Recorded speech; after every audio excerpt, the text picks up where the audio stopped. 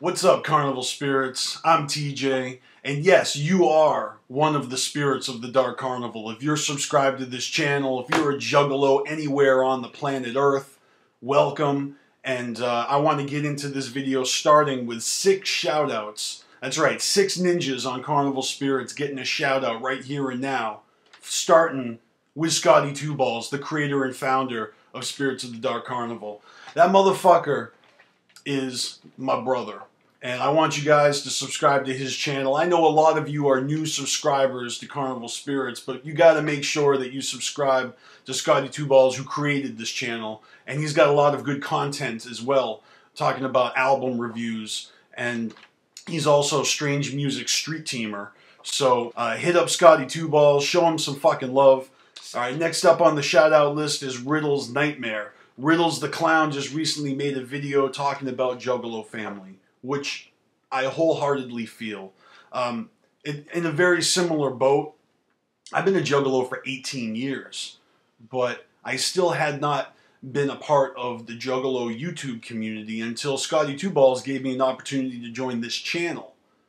People like Riddle's Nightmare have inspired me, and of course, we're all fans of ICP. We're all juggalos. So, you know, this commonality that we have is just, in other words, he's another one of my brothers from another mother.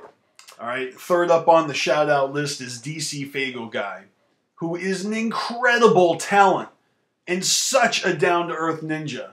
And if you guys haven't watched that video he put up called Hardcore Masturbation, you are fucking missing out. He is hilarious.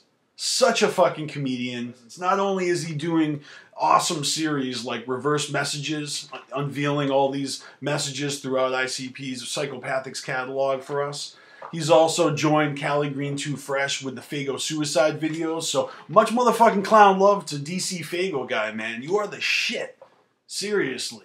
Alright, and I mentioned Cali Green Too Fresh. Alright, Cali Green Too Fresh is the 4th ninja on my shout-out list for y'all. Cali Green Too Fresh is personally responsible for getting our fucking website up and running, CarnivalSpirits.com. Props to Cali Green Too Fresh. He's also instrumental in getting our mixtapes out here on Carnival Spirits. Ninjas in Action, Volume 1 last year. He's doing tons of networking, and he's doing tons of production. He's making videos. Dude, I can't even tell you. He's working very hard putting together the freshest sequel to this mixtape. Ninjas in Action Volume 2 is going to be the most epic fucking shit you have ever seen. Mark my words. And it's all because of Cali Green Too Fresh, so props to him. Alright, next on the list is Panic 17. And Panic 17 is another motherfucking ninja in action here on Carnival Spirits, holding it down for New Mexico. You got to make sure that you check out his interview with Janet Ann, his first contribution to the In the Tunnels interview series we have here on Carnival Spirits, and also kickstarting his own new series with JCW Breakdown. And he broke down the most recent JCW DVD that took place just before Juggalo Day earlier this year. I know that there's tons more coming from Panic, and Panic's one of those dudes that I talk to all the time, so I can honestly say he's one of my best friends. And bottom line, Panic's fucking dope, and y'all should recognize and check out his fucking YouTube channel for more videos from Panic, just like you should with Cali Green Too Fresh, and Figo Guy, and Riddle's Nightmare, and Scotty Two Balls. You already know. And the last ninja getting a shout out right here and now is Miss Jinx, the real Miss Jinx. I got to give her the illest props for initiating Carnival Spirits, picking up DailySpirits again. For real though, thank you for the push. I'm about to start this DailySpirits right here and now. Okay, so here we go. I got this interview in an article right here in front of me from allmusic.com from June 4th, 2015. Titled Insane Clown Posse's Violent J, we're in our own world doing what we love. Okay, and I'm not going to read this whole article for you, but I am going to read certain segments of it. So let me start with just giving you the intro. More than 20 years, nearly 36 releases into their career, Detroit's lightning rod horrorcore duo ICP soldiers on indifferent to the slings and arrows of the mainstream criticism, parody, and marginalization. If anything, the group embraces its outsider status, intentionally segregating itself from the rest of the music world. As member Violent J notes, the only way to see the band or hear its music is to intentionally seek it out. Which is fucking true. Okay, in April, Enough Juggalos sought out the band's latest record, The Marvelous Missing Link Lost, to send it to #2 on Billboard's rap album chart. And its follow-up, subtitled Found, will be released on July 31st, just after ICP puts out Annual Gathering of the Juggalos Festival. Lost and Found were recorded in 2 very different sessions. The Lost album focusing on dark and gritty themes, while Found is more upbeat and goofy sibling. In addition to discussing the sessions for the new albums, Violent J also talked to us about how he defines his music and how he doesn't remember writing or recording much of the group's material, and why he wouldn't trade his gig for anything in the world. Okay, then Violent J goes on to explain how the eras work. Like, you know, talking to Juggalos about the Riddlebox era and the Malenko era. I'm going to skip over that and jump into this next paragraph where he says that that's just the way it presented itself in my head, I guess. I don't know where it comes from. It feels like it's told to me, like it's laid out for me. I'm not brilliant enough to come up with some of this shit. Some of the really cool shit we've come up with over the years, there's something higher above that's come up with it. Looking back at it, we're like, damn, that was fresh. And we're just as impressed as the Juggalos are sometimes, because we don't feel we came up with it. It feels it's presented to us by the Dark Carnival. It's sort of like you black out for a second when you're writing, and when you go back, mostly after you lay the vocals on everything, you're driving in your car, listening to a rough version, that's when you hear it for the first time. This is dope! And you can listen to the way the words are put together, the rhymes, and you have no recollection of writing that, of doing that. I can say that Violent J is kind of describing something that I can relate to after I've written lyrics down and then recorded them and then listened to myself reciting the verses, the bars that I had constructed.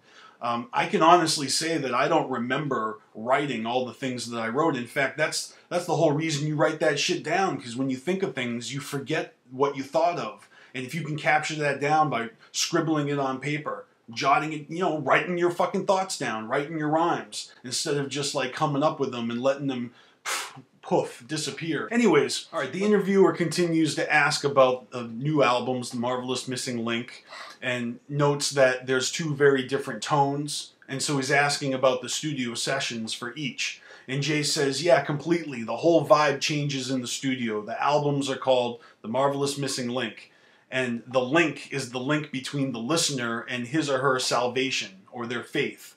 It doesn't have to be religion. It can be anything. It can be your husband or wife, your children, in throwing darts at the bar. Maybe you're the dart champion and you find faith in that.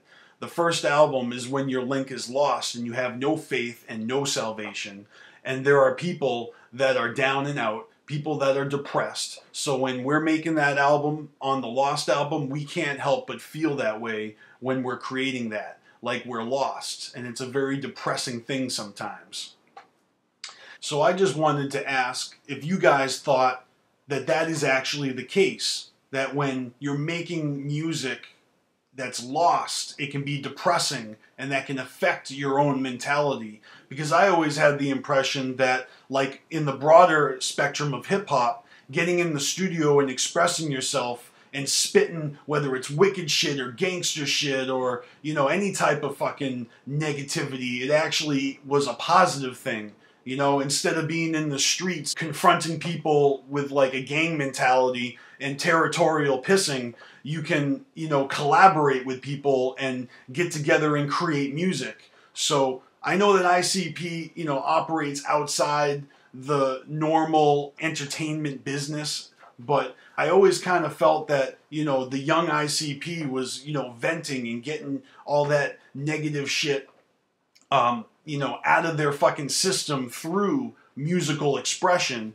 And that maybe this actually makes sense, though, because Violent J did have a very public breakdown. The Amazing Jekyll Brothers was an insanely fucking angry and negative album. Lots of fucking emotion in that fucking album. It was on fire, you know what I'm saying? He cut his dreadlocks off, and, you know, so maybe making albums like The Wraith, Shangri-La, and how he really did, again, publicly go through a physical transformation. But I want to know what you guys think about feeling lost and it being a depressing thing, making this wicked shit. Because if making the Found album is so much more, you know, better feels because it's uplifting, then I just can't wait to hear this fucking album. The Marvelous Missing Link Found is probably going to be right up my alley, and one of the ICP albums in steady rotation, because that's what I love about ICP, is they're incredibly emotionally charged with negativity and positivity and a whole broad spectrum of sounds.